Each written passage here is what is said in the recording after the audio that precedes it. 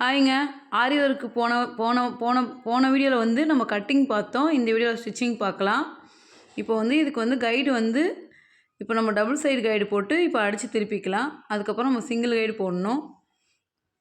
இப்போ வந்து இந்த இந்த இதை வந்து கையை வந்து நம்ம இப்போ அடித்து திருப்பிக்கலாம். எட்ஜி போட்டுக்கலாம். எட்ஜி போட்டு இப்போ அடித்து திருப்பிக்கணுங்க. அது மாதிரி இந்த கை வந்து கொஞ்சம் ஹேண்டு வந்து ஒரு 11 இன்ச்சு வரைக்கும் ஹைட் வருது. அதில் எவ்வளோ ஹைட் இருக்கோ அதே ஹைட் பண்ணிக்கலாம். அப்படிலாம் நம்மளுக்கு வந்து ஆரி ஒர்க் வேஸ்ட் ஆகும். அதனால் வந்து அதே அளவுக்கு கை வச்சுக்கிறோங்க. இந்த பெல் டிசைன் ரொம்ப அழகாக இருந்துச்சுங்க. இப்போ 2 கையும் இதே மாதிரி வச்சு நம்ம தச்சுக்கலாங்க. எப்போவுமே ஆரி ஒர்க் ப்ளவுஸ் எடுக்கும்போது கொஞ்சம் நிறுத்தி நிதானமாக பொறுமையாக பண்ணணுங்க. நார்மல் ப்ளவுஸ் மாதிரி நம்ம வேகமாக தைக்க முடியாது. இது டைமிங் வர நம்ம கரெக்டாக இவ்வளோ டைம் ஆகும்னு நம்ம சொல்ல முடியாதுங்க. இப்போ இதே மாதிரி 2 ப்ளவுஸ் ரெடி பண்ணிட்டோம். தேவையான அளவுக்கு மார்க் பண்ணி வச்சுட்டோங்க. எப்போவுமே நான் வந்து கடைசியாக தாங்க அந்த ஹேண்ட் வந்து ஃபினிஷிங் பண்ணுவேன். எப்போவுமே எல்லோரும் டைலர் முன்னாடியே பண்ணிவிடுவாங்க. இல்லை நான் கடைசியாக தாங்க பண்ணுவேன். அப்போ தான் கொஞ்சம் எனக்கு கரெக்டாக செட் ஆகும். இப்போ ஃப்ரண்ட்டு ஆர்காட் போட்டேன். நல்ல பக்கம் பின்ன பேக் சைடு. இப்போ வந்து நம்ம பேக் எடுத்துக்கலாங்க. பேக் வந்து இப்போ யூ நெக் கொடுத்துருக்காங்க. எப்போவுமே நான் இப்போ கட்டிங் வீடியோவில் சொல்லியிருக்கேன்ல, லைனிங் வந்து நீங்கள் கட் பண்ணாதீங்க நெக்கை அதில் என்ன ரவுண்ட் நெக் இருக்கோ அதே நெக் போடுங்கன்னு நான் சொல்லியிருக்கேன்ல. அதனால் அதே மாதிரி நெக்கு வந்து இப்போ அதே கைடு போட்டு அப்படியே நான் ரவுண்ட் நெக் போட்டுக்கிறேங்க. நார்மலாக ஒன் சைடு கைடு போடணும். இப்போ நான் வந்து அதே கைட்லேயே போட்டுறேன். எனக்கு வருன்றதுக்காக நான் அப்படியே போட்டேன். நீங்கள் வந்து ஒன் சைடு கைடு ட்ரை பண்ணுங்கள். அதுக்கப்புறம் இப்போ நெக்கை அப்படியே நான் அடித்து திருப்பிட்டு அதை யூ நெக் அப்படியே அழகாக தெரியுங்க. எப்போவுமே வந்து நெக்குன்னு வந்து அந்த பட்டு சேரீயில் இன்னும் இந்த ஆரி ஒர்க் இல்லாமல் பட்டு சேரீயில் ஒரு ப்ளவுஸ் கொடுத்துருப்பாங்க. அதில் நெக்கு டிசைன் அவங்களே கொடுத்துருவாங்க. அது வந்து அதிலே போட்டு பண்ணிவிட்டு இந்த மாதிரி நம்ம ஒர்க் அவுட் பண்ணும்போது கொஞ்சம் திருப்புறதுக்கு ஈஸியாக இருக்குங்க. அதனால் நம்ம திருப்பி பார்த்துக்கலாம். இப்போ நான் திருப்பிட்டு ஒரு எட்ஜு போடுறேங்க. அப்போ தான் வந்து அந்த லைனிங் வந்து மேலே தூக்காமல் இருக்கும். மேலே தூக்காமல் இருக்குன்னா லைனிங் கடைசியாக அந்த ஓரத்தில் வந்து நம்ம எட்ஜு போடணும். நார்மல் ப்ளவுஸ் தைக்கிற மாதிரி தாங்க லைனிங் இந்த ஆரி ஒர்க் ப்ளவுஸும். பட் ஆனால் என்னென்னா நெக்கு அவங்க கொடுக்குற மாட்டத்தில் நம்ம வந்து அதை பண்ண வேண்டியது வந்துடுங்க. அவ்வளோதாங்க. இப்போ ஸ்லீவ் அப்படியே ஃபுல்லாக ஒரு இந்த தையல் போட்டுக்கலாம். லம்மி தையல் போட்டு வச்சிடலாம் ஃபுல்லாக. இப்போ வந்து பேக்கு உயரம் வந்து நம்ம தேவையான அளவுக்கு அட்ஜஸ்ட்மெண்ட் பண்ண வேண்டியது வருங்க. இந்த நெக்கு ஒரு உயரம் இருக்கும். அவங்களோட ப்ளவுஸ் ஒரு உயரம் இருக்கும். அப்போ நம்ம என்ன பண்ணணும்னா லைட்டாக கொஞ்சம் கீழே இறக்கி ப்ளவுஸ் ஸ்டிச் பண்ணிவிட்டு இப்போ அதிகமாக தேவைன்னா மேலே ஷோல்டர் இருக்குல்ல, அதை வந்து நம்ம அந்த மணிலாம் வந்து அப்படியே கஷ்டப்பட்டு வச்சு அடித்து ஷோல்டர் ஜாயின் பண்ணிக்கிறோங்க. அந்த மணி அப்படியே நம்ம எடுக்கவும் முடியாது. ஏன்னா எடுத்தால் ஃபுல்லாக உதிர்ந்துரும். அதனால் நம்ம என்ன பண்ணுவோம், ஷோல்டர்லேயே அப்படியே கையிலேயே நம்ம ஹேண்டில் பண்ணி அந்த ஸ்டிச் பண்ணணுங்க. இப்போ நெக்கு ரொம்ப லோவாக இருந்தால் அந்த மேலே இருக்க ஷோல்டர் வந்து கரெக்ஷன் பண்ணணும். இப்போ அதான் நான் இப்போ சொல்லியிருப்பேன். நெக்கு இப்போ அழகாக வந்துச்சு. இப்போ நம்ம முதுகு வந்து மடித்து தைச்சிக்கிறோங்க. எவ்வளோ ஹைட் வேணுமோ அந்த ஹைட்டு பார்த்து இப்போ நம்ம மடிச்சு வச்சுக்கோங்க. கட்டிங்லேயே ஆல்ரெடி ஆர்காட் போட்டிருப்போம். அதே ஹைட்டு தான் அப்படியே நம்ம ஃபாலோ பண்ணிக்க வேண்டியதாங்க. இதுக்கு நடுவுலையும் உள்ள ஸ்டோன் இருந்துச்சுன்னா அந்த ஸ்டோன் குட்டி குட்டி பீட்ஸ் வந்து நம்ம பிரிச்சுக்க முடியும். ஆனால் நெக்கில் எந்த காரணத்துக்கு கொண்டும் நம்ம ஸ்டோன்ஸ் வந்து கை வைக்க முடியாதுங்க. அது ஒன்று உடஞ்சாலே ஃபுல்லாக அப்படியே உருவிட்டு வர மாதிரி இருக்கும். இப்போ நம்ம நெக்கும் திருப்பிட்டோம். இப்போ வந்து இதுக்கு ஃப்ளீட் பிடிக்கிறதுல வந்து ஒரு இது வருங்க. அந்த இடத்துல கரெக்டாக ஒரு மணி இருக்கலாம். அப்போ அதை நம்ம கரெக்டாக தேய்ச்சி பார்த்து தடவி பார்த்து கைடில் விடணுங்க. இல்லைன்னா நீடில் நிறைய உடையத்துக்கும் வாய்ப்பு இருக்குதுங்க. அதனால் எப்போவுமே கேர்ஃபுல்லாக உஷாராக அங்கே வந்து மணி இருக்கான்னு பார்த்து செக் பண்ணிவிட்டு அதுக்கப்புறம் நீங்கள் நீடில் வந்து அங்கே வந்து எட்ஜு போடுங்க. கையில் ஃபஸ்ட்டு தடவி பார்த்துருங்க மணி இருக்கானா. அதுக்கப்புறம் அந்த மாதிரி வந்து பேக் டாட் பிடிச்சிருங்க. அப்போ நம்ம நார்மலாக பேக் டாட் எப்படி பிடிக்கிறோமோ அதே மாதிரி இதுலேயே வந்து பேக் டாட் பிடிச்சிடணுங்க. ஆரி ஒர்க் ப்ளவுஸ்னோடனே ஐயோ இது எனக்கு வராது, நான் சின்ன மிஷின் தான் வச்சுருக்கேன் அப்புறம் நினைக்காதீங்க. எல்லா மிஷின்லையும் பண்ண முடியும். மணி எங்கே இருக்கோ அதை கேர்ஃபுல்லாக ஃபாலோ பண்ணி கரெக்டாக அங்கே போட்டு பண்ணிடுங்க. இப்போ நம்ம பேக் பண்ணிட்டோம், ஸ்லீவ் பண்ணிட்டோம். இப்போ ஃப்ரண்ட்டுங்க. ஃப்ரண்ட்லேயும் வந்து இப்போ ரைட் சைடில் வந்து அந்த மணி ஒர்க் கொடுத்துருப்பாங்க. அப்போ ஆனால் அவங்க கழுத்தளவு வந்து கொஞ்சம் கம்மியாக இருக்கலாம், அதிகமாக இருக்கலாம். அது நம்ம இது பண்ண முடியாது. அதிகமாக இருந்தால் நம்ம கம்மியாக வச்சாலும் பிரச்சனை இல்லை. ஆனால் கம்மியாக இருந்து அதிகமாக வச்சா ரொம்ப கீழே இறங்கின மாதிரி தெரியும். அது கஸ்டமருக்கு செட் ஆகாதுங்க. இப்போ வந்து நான் அதையும் வந்து அப்படியே அடித்து திருப்பிக்க போகிறேன் அந்த அந்த மணி அளவுக்கு. ஏன்னா இதையும் நான் கட்டிங் போடல. ஏன்னா இதில் நார்மலாக இருந்துச்சு நார்மலாக பண்ணிக்கலான்னு இருக்கேங்க. ஷோல்டரில் தாங்க இப்போ நான் தூக்க போகிறேன் இந்த அளவை. இது அதிகமாக இருந்தாலும் ஷோல்டர் மேலே அந்த மணியை வந்து அட்ஜஸ்ட் பண்ணி நான் தைக்க போகிறேன். இதை நான் ஷோல்டர் ஜாயின் பண்ணும்போது உங்களுக்கு நான் சொல்கிறேன். இப்போ இதே மாதிரி தாங்க பேக் எப்படி எட்ஜு போட்டுக்கணுமோ அது வெளியே துணி மேலே தூக்காமல் இருக்கிறதுக்கு அதே மாதிரி இந்த ஃப்ரண்ட்லேயும் வந்து இப்போ நம்ம வந்து எட்ஜு போட்டுக்கிறோங்க. அப்போ தான் மேலே தூக்காமல் இருக்கும். நீங்களும் தைக்கும்போது வந்து நல்லா எட்ஜி போட்டு கீறிட்டு ஃபினிஷிங் பண்ணுங்கள். பார்க்க ரொம்ப லுக்காக அழகாக இருக்கணும். ஏன்னா மேரேஜ் ப்ளவுஸ் இந்த ஆரி ஒர்க் ப்ளவுஸ் தான் ரொம்ப டீப்பாக வாட்ச் பண்ணுவாங்க கரெக்டாக இருக்கான்னு. அதே சமயம் நீங்கள் பயப்பட தேவையில்லைங்க. இப்போ வந்து நான் கைடு மாற்றுறேங்க. சரிங்களா? இப்போ இது எதுக்கு கைடு மாற்றுறேன்னா அது மேலே வந்து நம்ம தையல் போட முடியாது. அதனால் இப்போ நான் கைடு மாற்றிக்கிறேங்க. இப்போ வந்து கைடு மாற்றிட்டு இப்போ நான் வந்து ஒன் சைடு கைடு போடுறேன். ஏன்னா இந்த ஒன் சைடு கைடில் வந்து இப்போ நான் ஸ்டிச் பண்ணும்போது அந்த எட்ஜெல்லாம் கரெக்டாக உட்காருங்க உங்களுக்கு.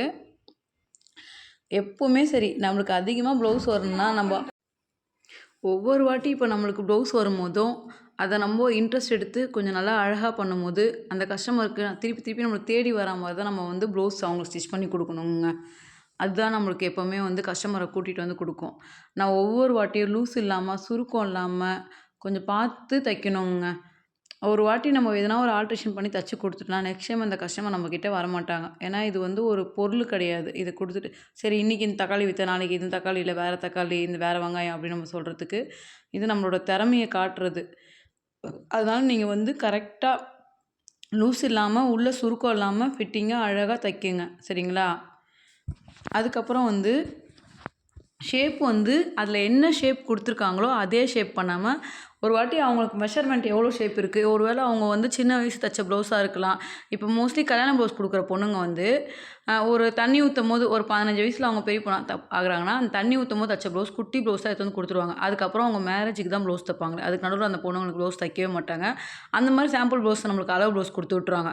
ஸோ, அப்போ வந்து நம்ம வந்து கொஞ்சம் உஷாரா பார்த்து, பாப்பாவ கூட்டு வந்துருங்க, கொஞ்சம் அளவு எடுத்துக்கிறேன்னு சொல்லி, அந்த பொண்ணுக்கு இப்போ அது ஃபங்ஷனுக்கு தச்சிருக்கலாம். அந்த மாரி ப்ளவுஸ் கூட குடுத்துருவாங்க. அப்புறம் நம்ம மேல ஃபால்ட் சொல்லிருவாங்க. இப்போ அந்த பொண்ணு கொஞ்சம் குண்டா கூட இருக்கலாம். சரிங்களா? அதனால நீங்க என்ன பண்றீங்கன்னா, அவங்களுக்கு ஒரு வாட்டி அளவு எடுத்துருங்க. அந்த அளவுப்படி என்ன ப்ளவுஸ் வருதோ, அதே பண்ணிடுங்க. சரிங்களா? அப்பதான் வந்து நம்மளுக்கு கரெக்ட்டா இருக்கும். இப்போ ஃப்ரண்ட் எப்படி இருக்குன்னு. இப்போ நான் தைக்கிறது வந்து பிரின்சஸ் ப்ளவுஸு. அதனால வந்து சும்மா ஒரே ஒரு டாட் புடிச்சு அப்படியே போட்டா போதும். ஏன்னா, அந்த பிரின்சஸ் தான் வந்து கொஞ்சம் ம் ஒன்னும் கொஞ்சம் ஷேப் அதிகமா இல்லாதவங்களுக்குலாம் கொஞ்சம் தைக்கிறதுக்கு, சின்ன பொண்ணுங்களுக்கு தைக்கிறதுக்கு கொஞ்சம் நல்லாயிருக்குங்க. இவங்க கொஞ்சம் ஒல்லியா தான் இருப்பாங்க.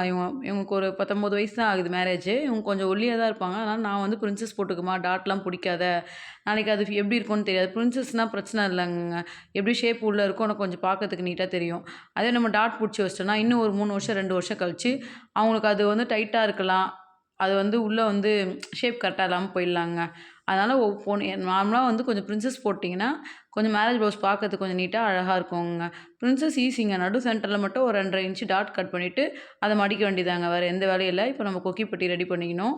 அதே மாரி பேக்ல என்ன அளவு இருக்கோ, அந்த அளவு வச்சு உயரம் பார்த்து மடிச்சுக்கலாங்க. இதுக்கு பட்டிலாம் தேவைப்படாது. அப்படியே நம்ம தைக்க வேண்டியதாங்க. நான் வேணா அடுத்த வீடியோல வந்து பிரின்சஸ் கட்டிங் எப்படி பண்ணுறதுன்னு நான் உங்களுக்கு வீடியோ போடுறேன். Cutting stitching. ஆல்ரெடி இந்த கட்டிங் வீடியோவும் நான் போட்டிருக்கேன். நீங்க அந்த என்னோட கட்டிங் வீடியோ போய் பார்த்தீங்கன்னா, உங்களுக்கு தெரியும் பிரின்சஸ் எப்படி கட் பண்ணுறதுன்னு. அழகா ஒரே ஒரு டாட்டு தாங்க. நம்மளோட சைட்ல இருந்து கரெக்ட்டா கீழ வரைக்கும் கரெக்ட்டா புடிச்சிட்டு போயிடலாங்க 2 1/2 இன்ச் விட்டு. இப்போ நான் இத ரெடி பண்ணிக்கினேன். இப்போ வந்து கீழ தைக்கிறதுக்கு வந்து மடிச்சு தைக்கிறோங்க. பேக்ல எப்படி இப்போ மடிச்சு தைக்கிறோமோ, அந்த மாரி வந்து கீழ வந்து இப்போ நம்ம மடிச்சு தச்சுக்கணும். பட்டிலாம் இதுக்கு வராதுங்க. அப்படியே நம்ம மடிச்சு தச்சுக்க வேண்டியதுதாங்க. அவ்வளோதான். அப்படியே மடிச்சு தச்சுட்டிங்கன்னா, அது அப்படியே பேக் அளவுக்கு உயரம் கரெக்ட்டா இருந்துச்சா பார்த்தா, அப்படியே நம்ம ஸ்டிச் பண்ணிக்கலாம். நான் இதில சப்போஸ் லூஸு டைட்ன்னு வந்துச்சுன்னா, அது மட்டும் தாங்க ஃபால்ட்டா வரும். மத்தபடி இதில எந்த ஃபால்ட்டுமே வராது. தாராளமா தைக்கலாம். இப்போ புதுசா தண்ணி ஊத்துறாங்க, அந்த மாரி ஃபங்ஷனுக்குலாம் வந்து குழந்தைங்களுக்குலாம் வந்து இந்த ஷேப்பு டாட்லாம் போட்டு தச்சு குடுக்காதீங்க. வர கஸ்டமர்ட்ட நீங்க சொல்லுங்க. இப்பயே குழந்தைக்கு டாட்லாம் போட்டு தச்சு குடுத்தா நல்லா இருக்காதுங்க. அப்புறம் நாளைக்கு யூஸ் பண்ணா அந்த பாப்பாவுக்கு அத சரியா கரெக்ஷன் பண்ணி கட்ட தெரியாது. அதனால நீங்க வந்து பிரின்சஸ் போட்டுக்கங்க. அது சட்டை மாரி கொஞ்சம் அழகா இருக்கும் பார்க்கறதுக்கு நீட்டா. அது பசங்களுக்கு இப்போ சரியா போட தெரியலனாலும், அது வந்து கொஞ்சம் கரெக்ட்டா இருக்கும். அதுங்களுக்கு ஹேண்டில் பண்ண முடியும்னு சொல்றேங்க. இப்போ வந்து இந்த மணி ஒர்க் தைக்கிறது தான் கஷ்டம். அது மாரி கையிலேயே தள்ளி தள்ளி தான் நான் தச்சுட்டுருக்கேன் பார்த்தீங்களா? இப்போ நான் வந்து மிஷின்ல வந்து அப்படியே தைக்கல. ஏன்னா அதில மணி இருக்கு. அந்த மணி உடைஞ்சாலும் ஆரி ஒர்க் வேஸ்ட் ஆயிடும். அதனால வந்து மணி உடையாம ஊசி கையிலேயே குத்தி குத்தி அந்த ஷோல்டர் வந்து நான் ஜாயின் பண்ணியிருக்கேங்க. அப்பதான் ஷோல்டர் மேல கொஞ்சம் தூக்கும். ஏன்னா நெக் வந்து லோ நெக் ஆயிடுச்சுன்னு ஆல்ரெடி நான் சொல்லியிருக்கேன்ல. அதனால தான் இப்போ வந்து இது மேல தூக்குது. அதே மாரி உங்க எல்லாருக்குமே ஷோல்டர் கரெக்ஷன்னு ஒரு ஃபால்ட் வந்துச்சுன்னா, கட் பண்ணும்போதே ஷோல்டர வந்து கொஞ்சம் கிராஸா ஒரு 1/4 இன்ச் புடிச்ச மாரி போய் நேரா ஷோல்டருக்கு போயிடுங்க. கழுத்துலேருந்து ஒரு 1/4 இன்ச் புடிச்ச மாரி நேரா வந்து ஷோல்டருக்கு போயிடுங்கங்க. அப்போ வந்து உங்களுக்கு வந்து ஷோல்டர் லூஸ்ன்றது வராது. நார்மலா இப்போ ஒரு ப்ராப்ளம் வருதுங்க. ஒரு 20 வயசுலேருந்து ஒரு 30, 35 வயசு வரைக்கும் அவங்களுக்கு வந்து ஷேப் வந்து இறங்குறது இல்லங்க. அப்போ வந்து அவங்களுக்கு ஒரே மாரி அந்த ஷேப் உள்ள இருக்கும். ஷோல்டர் லூஸே வர வாய்ப்பு இல்லங்க. ஆனா இந்த 35 வயசுலேருந்து ஒரு 50, 55 வயசு 50 வயசு வரைக்கும் அவங்க என்ன ஃபால்ட் சொல்றாங்கன்னா, "அம்மா நான் 1 வருஷம் 2 வருஷத்துக்கு முன்னாடி தச்சேன். 1 வருஷத்துக்கு முன்னாடி தச்சேன். ஷோல்டர் இறங்கிடுச்சும்மா. என்னமோ ஷோல்டர் லூஸா இருக்கு. ஷோல்டர் லூஸா இருக்குன்னு" அந்த ஷேப்பு கரெக்ட்டா அந்த கை வச்சு புடிச்சு லூஸ காட்டுறாங்க. அது என்ன ஃபால்ட்னா, அவங்களுக்கு ஷேப் வந்து வெயிட் தான் இதுவாகி இறங்கியிருக்குங்க.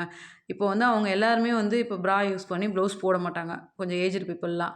அப்படியே யூஸ் பண்ணுறதுனால அந்த ஷேப் இறங்கியிருக்கும். அவங்க கிட்ட சொல்றது என்னன்னா, நீங்க ப்ளவுஸ் தைக்கும்போது ஃபிட்டிங்கா அழகா தச்சுட்டு உள்ள ப்ரா யூஸ் பண்ணுங்கன்னு சொல்றது. சப்போஸ் அப்படி இல்லன்னா, ஷேப்பு போடும்போதே கொஞ்சம் வந்து டாட் தூக்கி புடிச்சா மாரி புடிச்சிருங்க. ஷேப்பு கொஞ்சம் தூக்கி புடிச்சிருங்க. அதே சமயம் அவங்களுக்கு வந்து கீழ நம்ம இறக்குனாலும், பட்டியாண்ட கொஞ்சம் இறக்கி தைச்சாலும் இன்னும் இறங்கி போன மாரி தெரியும். ஆனா பட்டியாண்ட கரெக்டான அளவு வச்சுட்டு, ஷோல்டராண்ட கொஞ்சம் தூக்கி புடிச்ச மாரி 1/2 இன்ச்சு கிராஸ் போட்டு நல்லா புடிச்சு முன்னாடியே இப்ப அவங்க அதுக்கப்புறம் புடிக்கிறத நம்ம முன்னாடியே தெரிஞ்சிரும் நம்மளுக்கு. அவங்க ஷோல்டர் இறங்கியிருக்கு, ஷேப் இறங்கியிருக்குன்னு தெரிஞ்சுச்சுன்னா, நீங்க நல்லா டாட்ட கம்மியா புடிச்சிட்டு, ஷேப்ப வந்து நல்லா தூக்கி புடிச்சிருங்க. சைட்ல இடுப்பாண்டியும் கொஞ்சம் வந்து எக்ஸ்ட்ராவா புடிச்சு விட்டுருங்க. அப்போ வந்து அவங்களுக்கு கொஞ்சம் டைட்டா இருக்க மாரி தெரியுங்க. இப்போ எல்லாருமே அது ஃபர்ஸ்ட் பழைய மாரி ப்ளவுஸ் வந்து நம்ம அப்ப எப்படி யூஸ் பண்ணுமோ வயசுல, அதே மாரி வயசு கொஞ்சம் 40 வயசு தாண்டியும் அதே மாரி ப்ளவுஸ் யூஸ் பண்ணணும்னு நெனைக்கிறாங்க. ஆனா அவங்க உடம்பு இறங்கியிருக்குன்னு அவங்க இப்ப அத நோட் பண்ண மாட்டாங்க. ஆனா நம்ம டைலருங்க வந்து நோட் பண்ணி அவங்க ஷோல்டர் கரெக்ட்டா புடிச்சு குடுத்துட்டோம்னா, அவங்களுக்கு கொஞ்சம் ஃபிட்டிங்கா பார்க்கறதுக்கு நல்லாருக்குங்க. இப்போ வந்து இந்த கையளவு எந்த அளவு இருக்கோ, அந்த அளவுக்கு தான் நம்ம வந்து அந்த கைய ஸ்டிச் பண்ண முடியும். ஆனா அவங்க கையளவு வந்து ஒரு 10 இன்ச் இருக்குன்னா, இப்ப ஷோல்டர் இதில வந்து மணி ஒர்க் வந்து ஒரு 11 இருந்தா கூட, நம்ம அந்த 11 ஸ்டிச் பண்ணிட்டு, அதுக்கப்புறம் அந்த மணி ஒர்க்ல நம்ம எதுவும் பண்ண முடியாதுங்க. கையில தாங்க நான் எம்மிங் பண்ணி குடுத்துறது. அந்த அதே கையளவுக்கு நான் அளந்துட்டு, அப்புறம் நான் திருப்புறேன்ல, இப்போ வந்து அந்த மணி ஒர்க் வருது பார்த்தீங்களா? அதே அந்த எண்டுல வந்து அப்படியே ஜாயின் பண்ண முடியல. ஆனா அதே அளவுக்கு நான் எம்மிங் பண்ணி லாஸ்ட்ல குடுத்துருவேங்க. ஸ்டிச் பண்ணும்போது அந்த மணி ஒர்க் வச்சு அழகா அதுவரைக்கும் ஸ்லீவ் ஸ்டிச் பண்ணி விட்டுருவேன். அதுக்கப்புறம் நான் என்ன பண்ணுவேன்னா, லாஸ்ட்டா வந்து அவங்க கையளவு எவ்வளோ ஒல்லியா இருந்தாலும் அத எம்மிங் பண்ணிருவேங்க. ஓகேங்க, இந்த ப்ளவுஸ் ஃபுல்லா ஃபினிஷ் பண்ணிட்டோம். இந்த ஆரி ஒர்க் ப்ளவுஸ் எப்படி ஸ்டிச் பண்ணியிருக்கேன்னு கமெண்ட் பண்ணுங்கங்க. அதே மாரி நீங்களும் தைரியமா எந்த ஆரி ஒர்க் ப்ளவுஸ் வேணா வாங்குங்க. சென்னையில இப்போ இந்த ஆரி ஒர்க் ப்ளவுஸ் ஸ்டிச் பண்ணுறதுக்கு 500 சார்ஜ் பண்றோங்கங்க. அந்த ஆரி ஒர்க் போடுறது இல்லைங்க. ஒன்லி ஸ்டிச்சிங் மட்டும். ஆரி ஒர்க் வந்து அவங்க எவ்வளோ கிராண்டா குடுக்குறாங்களோ அதுக்கேத்த மாரி, மோஸ்ட்லி ஆரி ஒர்க் போட்டா அந்த ஹேங்கிங்ஸ் குந்தன்ஸ் போடும்போது கொஞ்சம் பார்க்க லுக்கா அழகா இருக்கும். ஆனா ரொம்ப காஸ்ட்லியா மணி சொரண்டுற மாரி, அந்த மாரிலாம் போடாம வெறும் மணியிலேயே போடணுங்க.